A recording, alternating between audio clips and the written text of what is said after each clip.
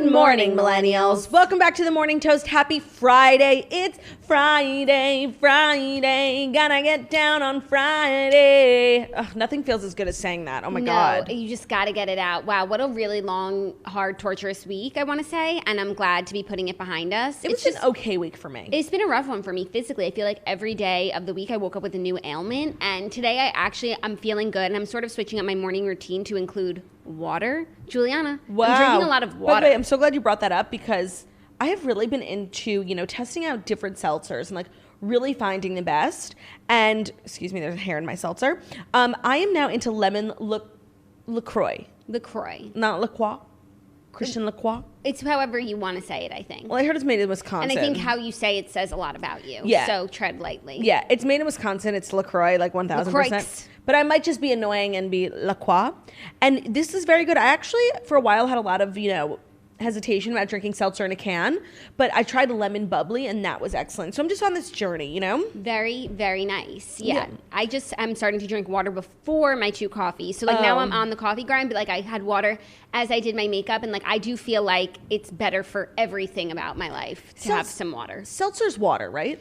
So I think your body categorizes it as water, but there's nothing like good old water, Juliana. I actually couldn't agree less. Water's disgusting, and I will do everything in my power to get my daily water without actually just drinking a glass of water. I will literally get a bottle of water and put Crystal Light in it. I will get seltzer. I just won't. No, those things are good, and I think throughout the day they're good. But you should drink, I believe, some straight up water. See, I can't do it. You don't have to, but my body was starting to break down. They were saying you must drink some water. So I'm switching things up. Hopefully it goes well, because the way that I felt this week, never again. I can't never do that. again. I can't do that. We have an amazing show for you guys today, mostly because Taylor Swift's new album is out, and I have done the work as much as I could do in, the short period of time. And I'm just feeling overwhelmed by everyone already putting out their rankings. Chill. These things take time. I'm going to talk about some of my feelings, the music video. We have a Southern Charm recap. And just there's a lot of things to discuss to round out the week. And I feel like there's just been a lot going on this week. It's been a hilarious week to be a toaster, really. There's just been so much funny stuff. So many IJs. So many IJs. Oh, and this is bittersweet. Next week is our last week of shows before our winter break. Next week are the last shows of 2020. You guys, thank the Lord. Yes.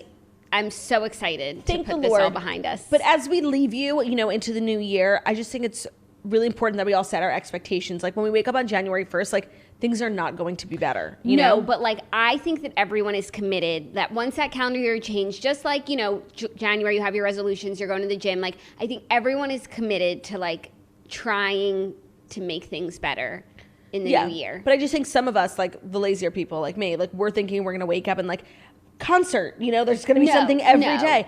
And it's not. It's still going to be 2020 vibes in terms of what's actually going on in the world. So just level your expectations. For sure, but I just think it's a new leaf. At one point during this year, it became clear that 2020 was a wash. You know, I think it was April, and it's things aren't happening till 2021. So not everything's going to change overnight, but there is some optimism that comes with 2021. There's vaccines that are getting approved, and it'll be hopefully a different vibe. And I look forward to putting this year in the past. So do I, and all the weight I've gained and all the misery. Just bye. Don't know you. Don't know you. Goodbye. Good day, sir. Oh, and I'm actually having deja vu because last year I was so excited for the new year, and then it became January and I was oh my God, I'm filming my special and recording The Beacon this month, and it all just happened so fast and I wasn't ready. And now I'm in a similar position because it seems my book is really far away, but actually come the new year, it's right around the corner. Yeah. No, I saw Tyler Cameron, not to bring up another first-time author, but he announced his book yesterday. And he looked like such a cutie on the cover. His is coming out in July, and I'm that's a long time away. That is a long time away. Yours feels around the corner compared to his. Well, now we're in a 6-week countdown, and I've started a little series on my Instagram stories, if you haven't checked it out, revealing something about the book every week until the book comes out. And yesterday I revealed the chapters. I saw. And I'm thinking, I don't know, maybe I'll take suggestions for what to reveal. It's, me, it's I'm so excited and I have such a hard time holding. She's going to read the whole book. No, I have such a hard time holding anything. And I'm look at this joke I wrote on page 45.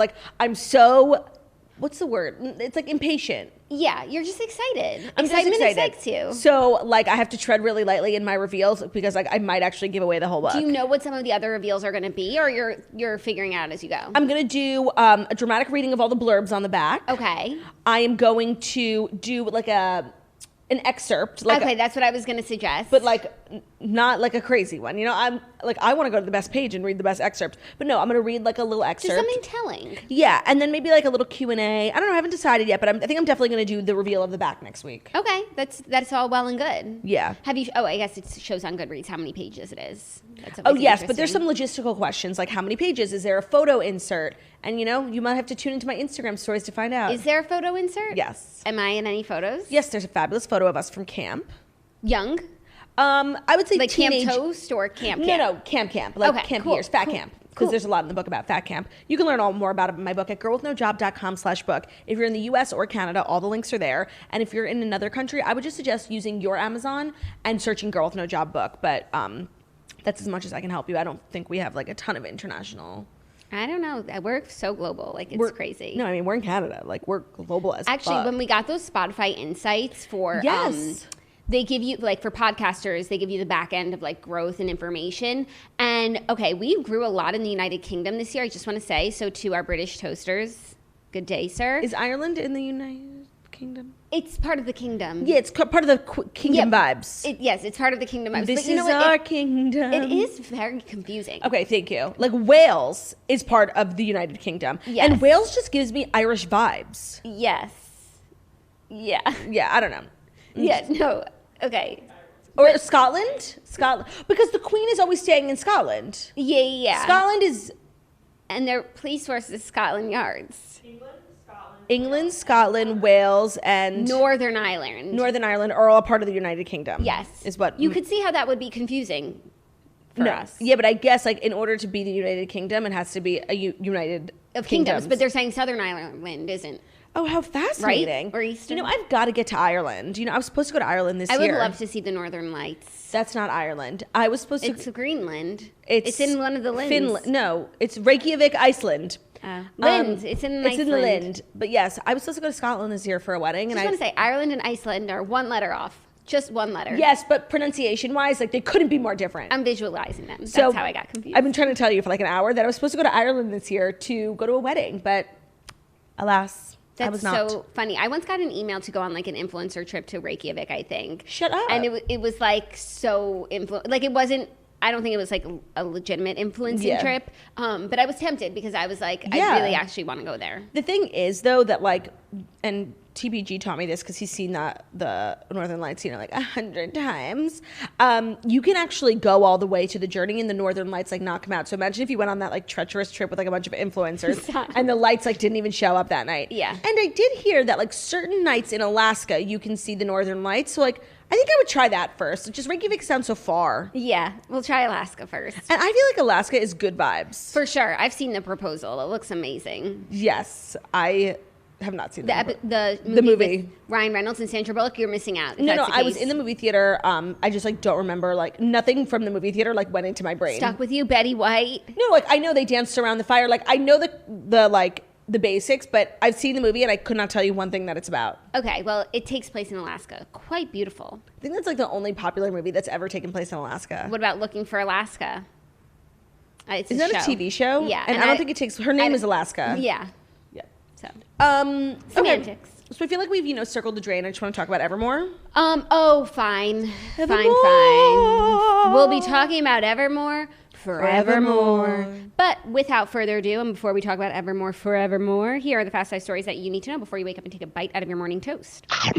And very appropriately, since we will be talking about music you need to drink wine with, today's episode is brought to you by Usual Wines. Wines for the modern drinker, where each bottle is 6.3 ounces, which is a heavy pour or about a glass and a half of wine. So there's no more pouring wine down the sink when you don't finish the bottle.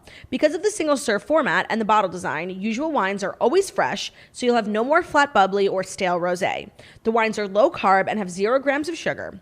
They have a red blend, a rosé, and a sparkling white wine called Brut. They also have a limited production Brut rosé just for the summer.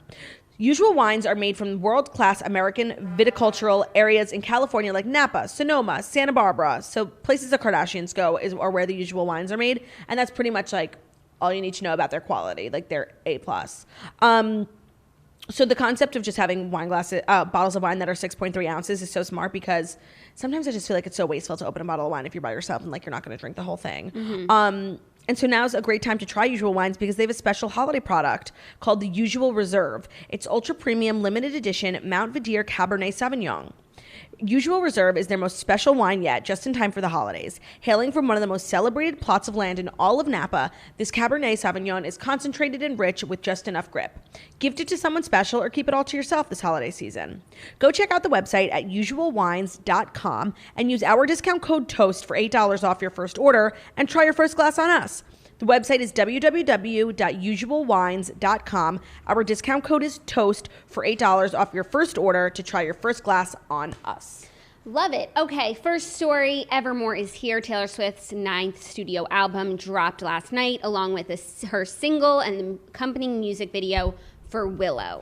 So I'm seeing like everyone like posting like rankings, like this is, and it's just, what's the rush?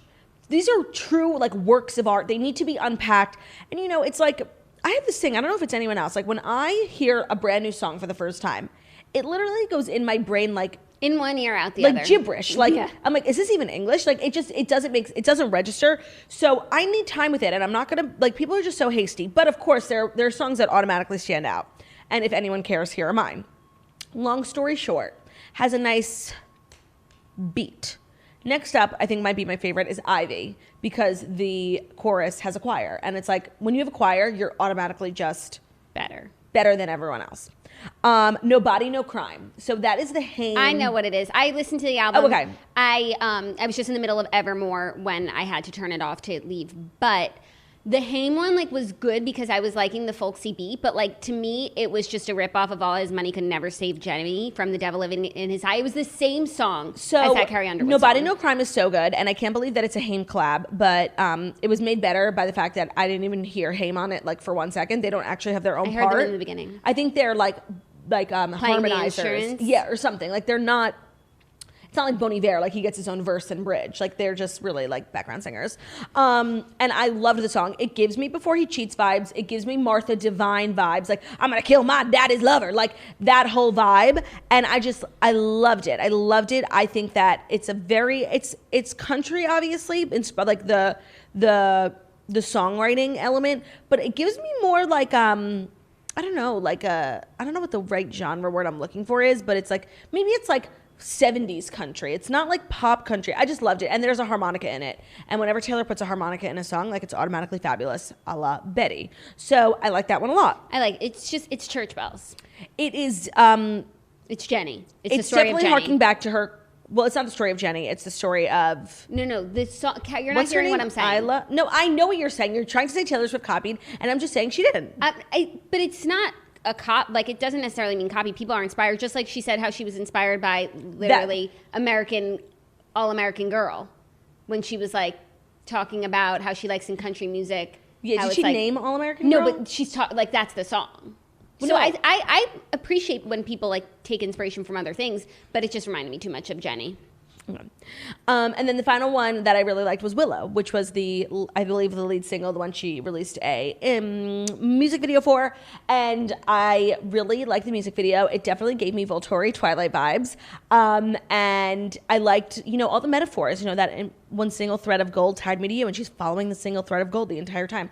It was really quite beautifully done, and I really do feel like the first album and the second album, Folklore and Evermore, are definitely linked, and once I have more time to like learn and study and read the lyrics, like we'll be able to find some more connections, but they definitely feel like one whole album. Well, also the music video is like a sequel to the Cardigan music video. Yes, no, but I'm talking about just like the album in general, in terms of like vibe, rhythm, lyrics, messaging. I definitely feel like this was really meant to be like one whole album, Yeah, but also just the notion that she's telling stories that aren't her own, like, yes, which is what she talked about. And I guess if she hadn't put out that Disney Plus thing, we wouldn't have understood. It would be harder to decipher Evermore, but now just seeing it all through that vein of like she's really enjoying like not just writing her autobiographical songs.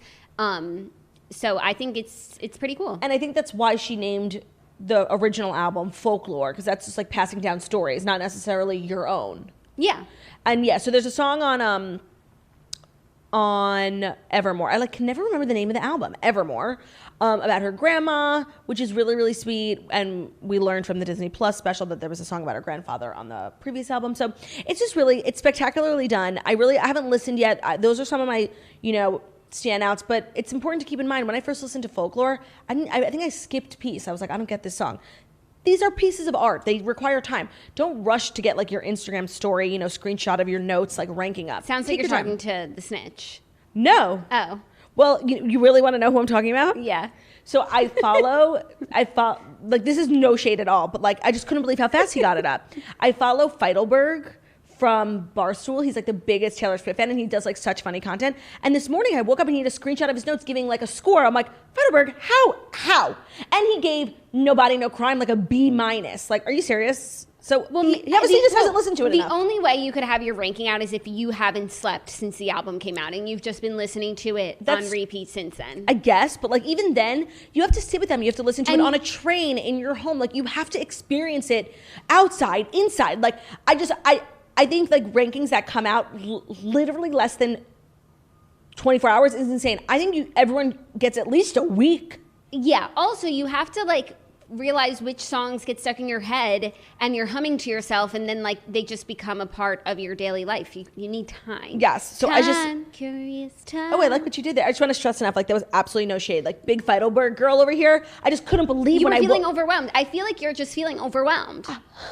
I'm so overwhelmed. And I feel there is this culture within the Swifties of who's going to be the Swiftiest and who's going to get their rankings up first and who's going to set the tone for what's the best song on the album. And it gets to me. And what the Swifties are going to really are going to be the favorite Swiftie songs. Yeah, no, and I'm just on my own journey.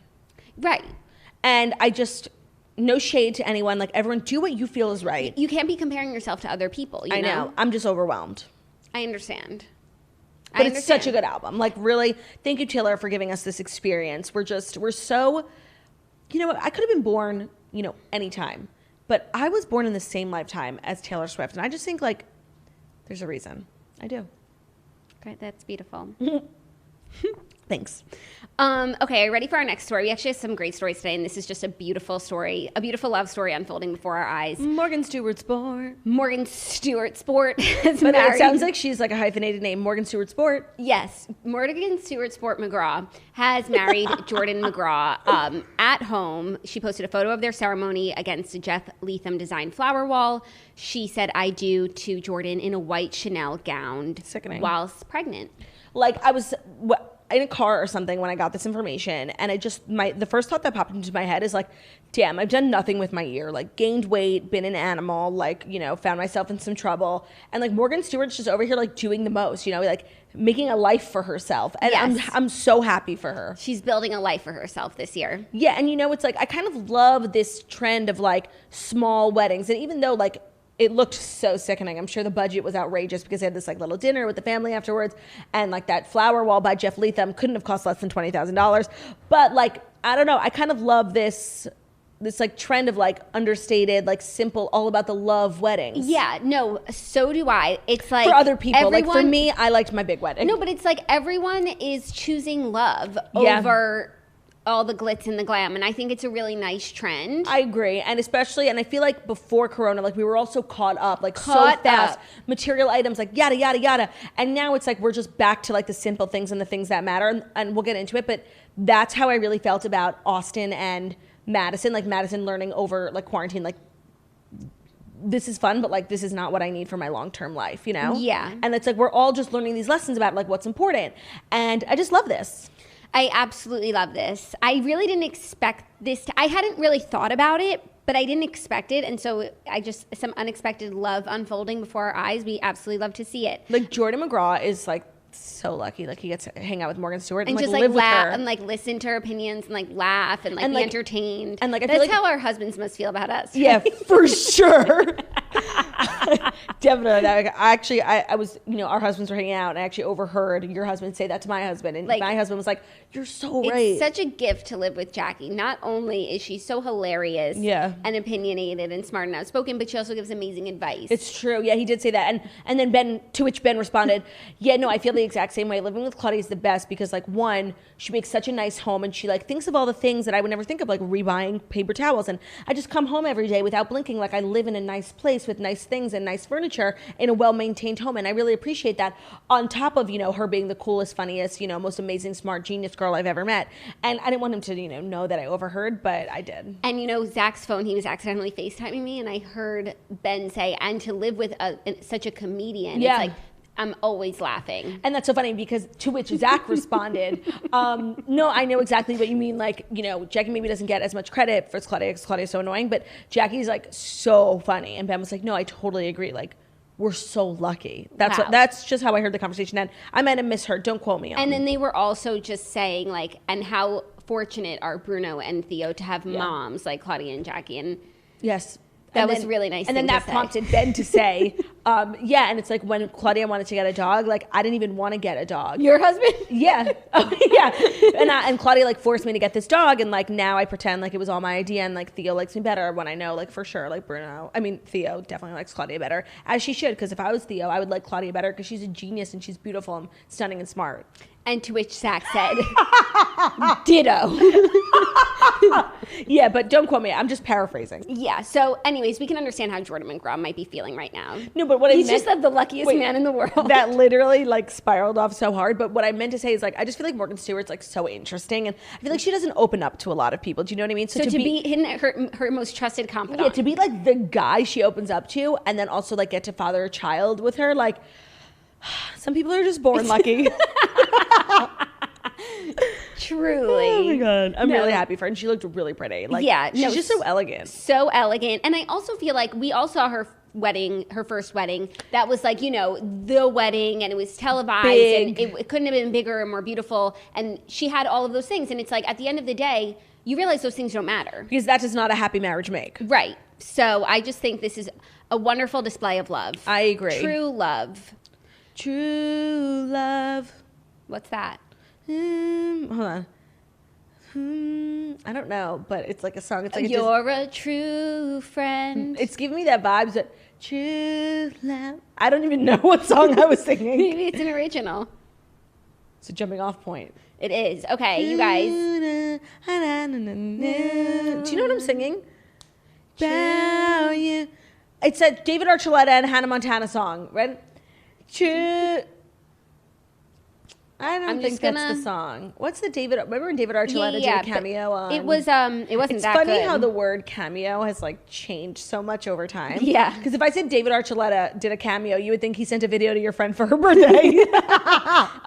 Oh, he did I Want to Know You. Whoa. Whoa. Can't remember anyone's name. Remembers every Hannah Montana lyric since 7th grade.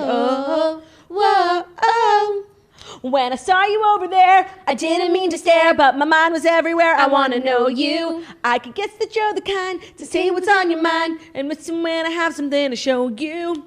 You smile in the crowd, you stand out in the crowd, you make the best of every situation. Correct me if I'm wrong, I'm present and you're strong, and here for the perfect combination. Whoa, whoa, whoa, whoa, whoa, whoa, I want to know you. Whoa, whoa, whoa. I left you hanging for 1 second. I want to go there where you go. I want to find out what you know. And maybe someday down the road, I'll sit back and say to myself, I thought so. Ooh, ooh. So that obviously wasn't what I was singing. So. That wasn't the true love song I was singing, but I'm glad we had that moment. Wait, hold on. I just do want to find, there is a Hannah song that starts with true. True love. I don't know what song I'm trying to think of right now. I'm thinking it's maybe not True friend. You're no, of course. Friend. You're here till the end. 2, 3, 4. You put me aside when something taking me now and into the night. Tell me to pretend you're a true friend. Okay, still not the song I was singing, but it's okay. Okay, should I just search True Love? I don't know if it's Hannah Montana. There's a song with Pink and Lily Allen. There's Ariana Grande. There's Dove Cameron. Jordan Fisher did a ballad version. True then Dove and Jordan did a duet. So you know what? Anyone listening to the podcast, if you know what song this is, just like hit me up. True Love. I don't even know what I'm singing anymore. Yeah. Now it's just an original. Okay. True Love by Claudia Oshry. That's the worst thing to happen? By Claudia Oshry. That's like naming your band Claudia Oshry. I was so shook up by yesterday's episode, and I got a lot of feedback from the Rascal Flatts situation. I just think I want to say two things. One, I think a lot of people thought that in the episode yesterday, I was finding out for the first time that the band Rascal Flatts is named for the band, not the person. And no, that I already knew that. My shock, and I think I found the source of the shock, was that my whole life, since finding out that Rascal Flatts was the name of the band, not the guy, I just always thought the name Rascal was a name, like a common name. And now I'm realizing I was probably confusing it with Randall. Or Pascal. No, I don't think so. Okay.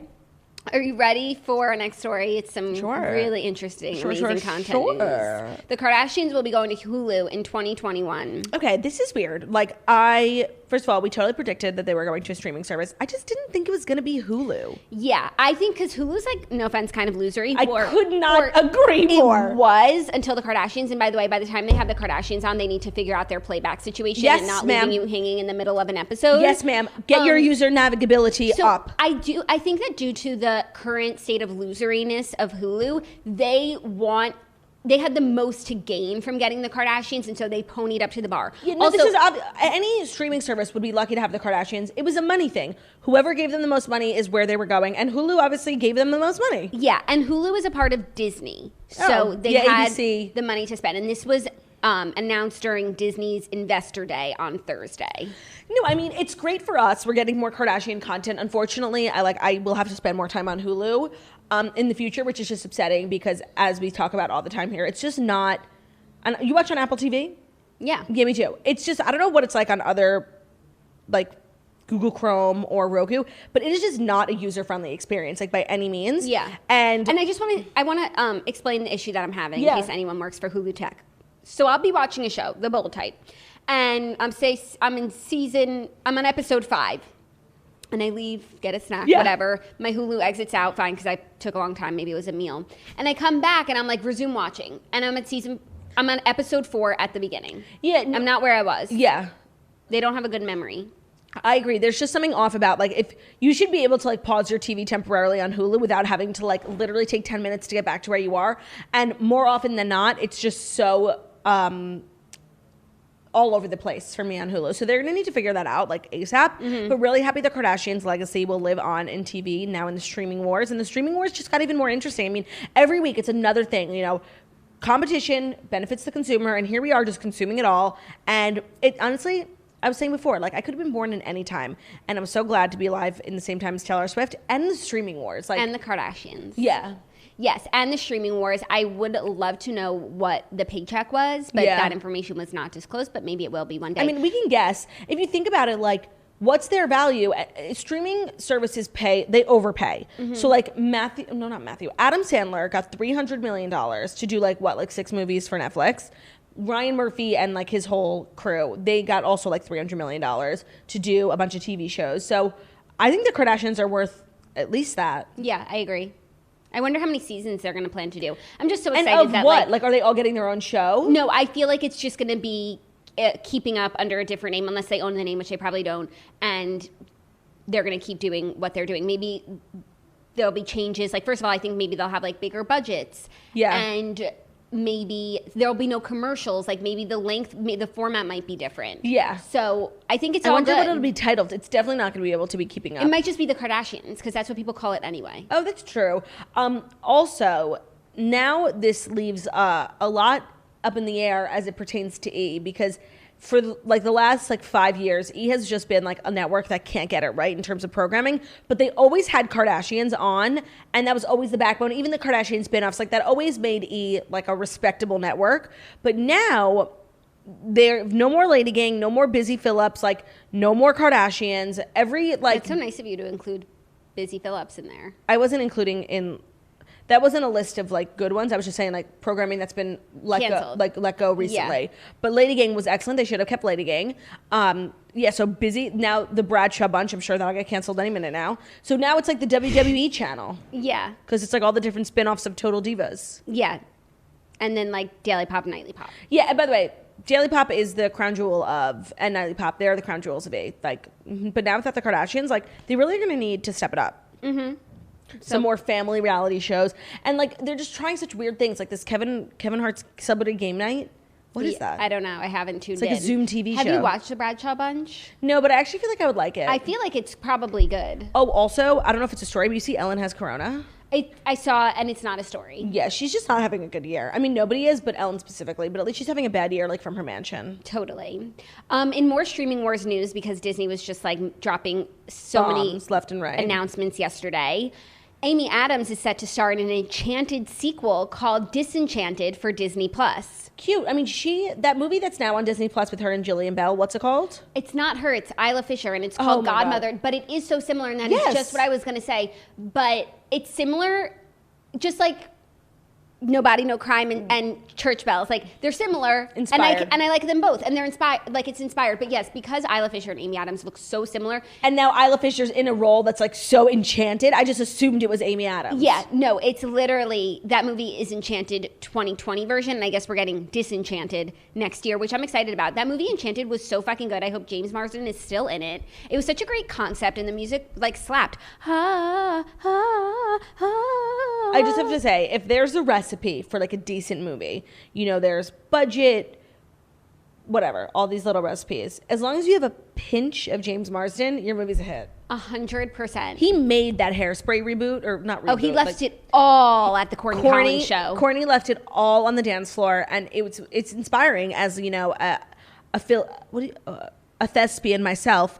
It's inspiring, and he really just did the most on that movie. Yeah, no, he's really great always. He was great in Dead to Me. He's just like an amazing actor who I feel like doesn't get as much work as he should. You know what I mean? I completely agree. So handsome too. So handsome, and sings and dances. He does it all. Most. He does the most. Also, I didn't even realize this, but Enchanted had earned 3 Oscar nominations in the Best Original Song category. Oh, wow. For Happy Working Song, So Close, and That's How You Know. Oh my God. I'm so embarrassed. I have something to say. You've never seen it? I've never seen Enchanted. Oh my God. Treat yourself this weekend. I will. I'm sorry. Alan Menken worked on the soundtrack, so you know it's good. Yeah. Wow, I might watch it also. Is that where she like leaves the fairyland and lands in New York? Yes, and also there is a song that Carrie Underwood sings, Ever After. I actually know that song. Oh my God, the soundtrack is so good. I'm going to treat myself this weekend to watching Enchanted. And then Disenchanted will be coming. have a busy, oh my God, I'm having a stroke. I kind of have a busy weekend. Do you? No. I think Theo would love Enchanted. I think he would too. You know, he loves a musical. He does. You know, Bruno still hasn't seen Greatest Showman? Wow. I know. He's missing out. He is missing out. Is it time for the 5th and final? It's time for the 5th and final story. But is it the 5th and final story brought to you by Alka Glam? Yes. Do you find yourself going through facial mists and not seeing a difference in your skin? Is your skin feeling dry midday? Yes, all the time. Are constantly buying facial mists to set up your makeup and refresh your skin and the cost of repurchasing throughout the year adding up? Yes. I mean, I love the idea of a facial mist, but either they're so crazy expensive or they literally do nothing and they have like really toxic like chemicals in them. It's really hard to find a good balance until Alka Glam. They convert your distilled water into a mineral facial mist within 20 seconds. Packed with magnesium, zinc, tourmaline, and vitamin C, it gives you an instant radiance and supple skin within 20 seconds. It can also be refilled for an entire year. So what does Alka Glam do? Their technology is clinically tested to reduce redness, accelerate wrinkling, excessive dryness and enlarged pores, and bring out colors in makeup. It's super easy to use. Just fill up the Alka Glam with distilled water and shake, and you activate all the ingredient tablets that release into the water for the entire year. Once the water is depleted, just refill it again with distilled water. It's so easy to use. I used it, and it was like crazy genius. Like I couldn't believe that this is the first type of thing on the market. And it's fabulous, and I love the idea of a facial mist, but just sometimes the ones that I've tried are just unfortunately nothing of the sort, but thanks to Alka Glam, you have a facial mist that's everything of the sort. Alka Glam became the winner of this year's Big Find on HSN and sold out over 7 times on air. Check out the fantastic reviews on hsn.com and use the promo code TOAST for 15% off your order on alkaglam.com, and it ships just in time for Christmas. That's ALKAGLAM.com, promo code TOAST for 15% off. Give the gift of radiant skin with a revolutionary product that lasts all year long. Use promo code TOAST for 15% off your order. Love it. Okay, fifth and final story. Jenny Slate is pregnant. She is expecting her first baby with her fiance, who is an artiste, Ben. Okay, I'm having, I know every time we talk about Jenny Slate. I know it goes down this roll of the Chris's. So Jenny Slate is the wife from Polka King. Yes. Amongst other things, but that's what I remember her from. And she briefly dated Captain America. Yes. Okay, and Captain America, wait, I'm 2 for 2. Let me try 3. Captain America's name is Chris Evans. Yes. Woohoo! We're learning. So it only good. took us 3 years. We're getting so good. So she's pregnant. She's pregnant. She Fabulous. announced it on Late Night with Seth Meyers. And Late she's night also with one of the Jimmys. Late Night at night. And she's engaged too. Fabulous. So just very exciting news. No, everyone's been getting it on in quarantine, and now we're seeing the fruits of our labor, literally. Literally. You shall bear fruit. I love a little bebe news. It Who just hits doesn't? different, like in 2020, you know? Yeah, and speaking of bebe news, there were a lot of bebes running around last night's episode of Southern Charm. There were? Pringles bebes. Oh, the Austin's kids. bebes. The kids. They're not Austin. bebes. No, they're children. They're bebes. campers. They're campers. Yeah. All right, so TV recap. Southern Charm was on last night, and I caught up on last week's episode too. And I have to say, it was a fabulous episode for many reasons. One, because there was like really a vulnerable moment between Austin and Madison. Like that was real as fuck. Like, yeah. That was not staged, and that was really crazy. And then 2, I feel like pretty much every show that was filmed this year is covering coronavirus and the Black Lives Matter movement. And I found both of those particularly interesting in Southern Charm specifically because Charleston is like this old Southern town. And I guess what was going on in Charleston was so different COVID-wise than what was going on here. Yeah. Because everything seems so much more relaxed. And it's like for us, it was so crazy, so fast. But then you forget, like that was a few places, but not everywhere. Like in March, where literally no one could leave your house. Yeah, no, a lot of cities, and I think they had said this 2 weeks ago in Southern Charm, like some cities hadn't really been hit yet by COVID when they shut down, so they didn't understand as much like the enormity of it, I feel, and you can feel that sort of energy from some of the cast members. Yeah. And yeah, it did affect how they were able to open up and whatnot. So it is interesting to see how people in different cities like experienced shutdowns. And it's literally polar opposite from what we were dealing with here. It looked fabulous, like they were at the beach. Yeah, no, and it also, even OC I felt like was more, well, I guess because California was more similar to New York. Yes. But it is interesting how like, so I think it's Real Housewives of Atlanta, Real Housewives of Orange County, and Southern Charm are all sort of like filming from June right now, and we're all in the same time period, but seeing how everyone is handling it differently, and I really am finding it interesting. Yeah, and then as it pertains to the Black Lives Matter movement, I thought it was really interesting to see what was going on in Southern Charm. One, because Charleston is this like old Southern town, and 2, these people on the show like do have roots in like American John Calhoun essentially. So I thought that the part about taking down the statue, I just thought that was fascinating, and I thought Bravo had like amazing footage of like this historic moment, and I actually like had chills at one point, and I thought it was like really well done, and like just like the conversations being had around it, and like Leva and her group of friends and Danny, like because I just caught up on 2 weeks ago as well. I thought it was like really like a very like interesting and also educational. It's very educational. It inspired me to like learn more about John Calhoun, a lot of stuff that I didn't know, and I just know him as like one of the guys on the Declaration of Independence. Yeah, and I was reading about his legacy, and it said as I was watching the episode, I watched it like 30 minutes late, and it said the removal of his statue is featured on episode 5 of season 7 of Southern Charm. Wikipedia? So like Southern Charm is really like a part of history now. I thought it was in the Wikipedia. Yeah, I thought it was so cool, and I really enjoyed it. And you know what? I feel like as it pertains to Catherine, she was like in this situation where she claims she didn't use this emoji to, be racist. And I just feel like she's acting like it's really not a big deal when it is, especially if you remember like the climate in June, like things were just so different than they are now. And I feel like she was under so much fire, like she got fired from Gwen's, is that what it's called? Gwen's, yeah. Gwen's. I feel like she really should have used that opportunity to speak out. Like, she's probably the most well-known descendant of John Calhoun, right? Yeah. And for a while, she went by Catherine Calhoun Dennis. She doesn't go by that really anymore. She's Catherine Dennis now.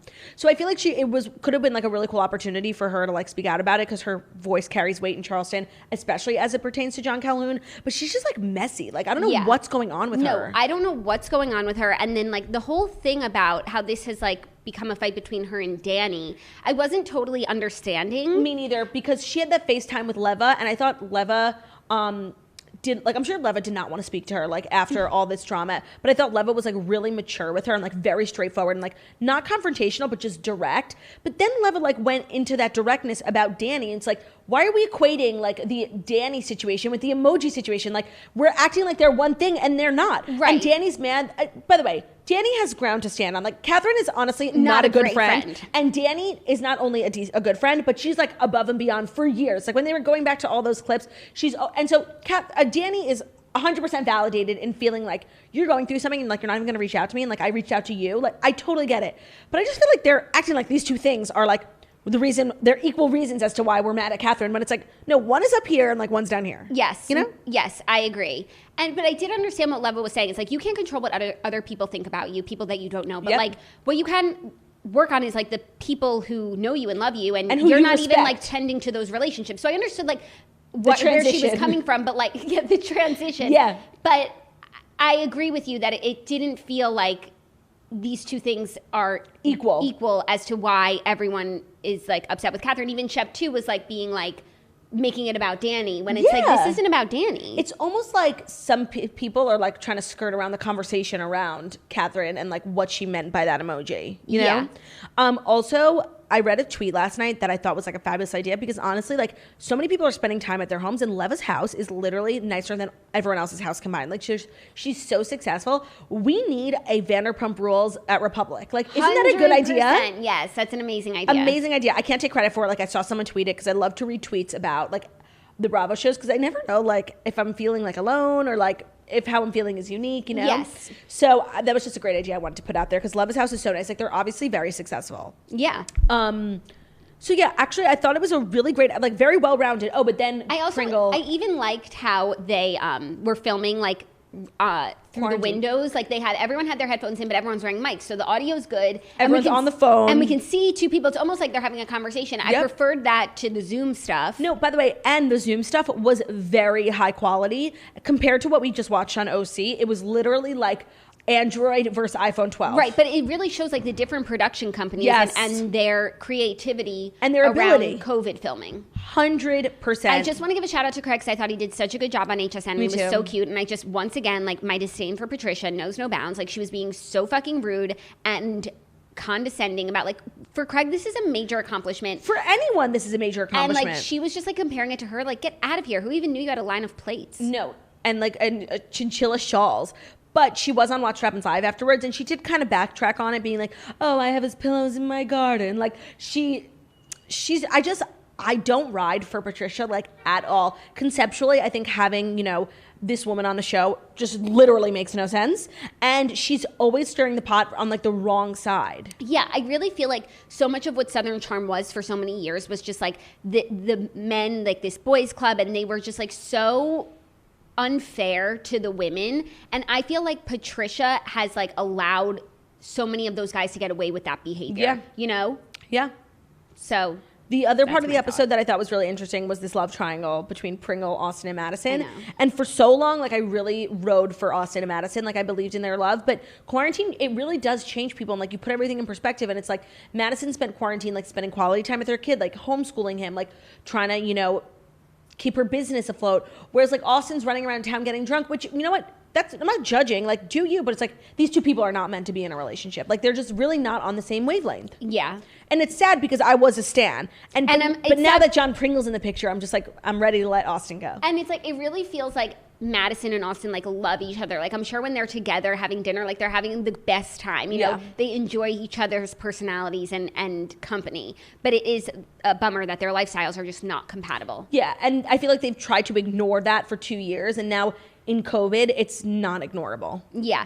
I'm still on the fence about Pringle. Oh my God, no, he love just him. Showed up, and so we're supposed to like him, but he has to he's got to work a little harder. He's funny, he's cute, and he loved Madison from I just like someone who knows what they want. He's Catherine liked him. I remember he made out with Catherine. He was not interested. He saw Madison, and he's not stopped trying to pursue her since then. And it's that is a mature man. I just love him. He asked her out on a date. He has 2 kids. His kids are so cute, and he was being so cute, making them sausage with egg and cheese. They're so cute. The younger one is so cute. That is the type of guy. After watching Madison be in this silly relationship for 2 years, this is the type of guy she should be with.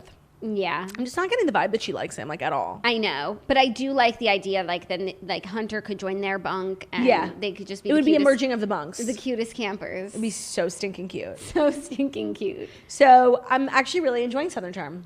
Yeah. I think of all, and it really is, not fun to, go back in these TV shows to March. It's so depressing. But Southern Charm I found to be the least depressing, honestly. Well, they skipped through the worst months. Yeah, that's true. March They're going really and April. slow in OC. Yeah, intentionally. And it's no, Southern Charm did it. They skipped to the spring when things started to open back up. Yeah, we could do that. Yeah. We don't need to see how you were cooking and what we saw on your Instagram stories. Yeah, totally. So yeah, I'm very much enjoying it, and that's all I have to say. Anything else? Really good stuff. You have anything you want to add before we wrap up? I'm just going to plug my book, girlwithnojob.com/book. We are 6 weeks away, people. And I would love if you could pre-order my book. It is available for pre-order as an audiobook, as an ebook, and of course a hardcover book. You can order online from Amazon, Barnes & Noble, any indie bookstores, Audible. If you just go to girlwithnojob.com/book for US and Canadians, all the links are there. For Amazon Canada, Indigo, Apple Books, just please check it out, girlwithnojob.com/book. We're trying to get into the airports. I need good pre-sale numbers, so they'll put me at the front of the airport. Hudson News, here I come. Love it. And if you love books, you'll love the Redheads. Check out the Redheads Book Club. New episode just dropped. It's really good stuff. And then follow us. And, we're always giving book recs and chatting with book lovers. I heard the reviews are in for the most recent episode, and they're rave. Really? You heard that? I did. I didn't even go looking for that information. Wow. It just truly slid across my desk. Whoa. Yeah. We love to see it. Thank you guys so much for listening to The Morning Toast, the Millennial Morning Show, where we deliver the fast 5 stories that you need to know every Monday through Friday on YouTube. So if you're watching us on YouTube, please feel free to subscribe and give this video a thumbs up. We're also available as a podcast anywhere podcasts can be found. So that's Spotify, iTunes, Stitcher, Public Radio, iHeartRadio, CastBox, all the places. So wherever you listen to podcasts, find us, The Morning Toast, and leave a 5-star review about how beautiful, stunning, and smart we are. We hope you have an amazing day, amazing weekend. Stay safe, and we will see you on Monday for our final week of shows before Christmas break and Hanukkah break. Happy Hanukkah, everyone. Happy Hanukkah, Festival of Lights. Goodbye. Goodbye. Jadal. Me try to play. Jadal to play. Holy shit.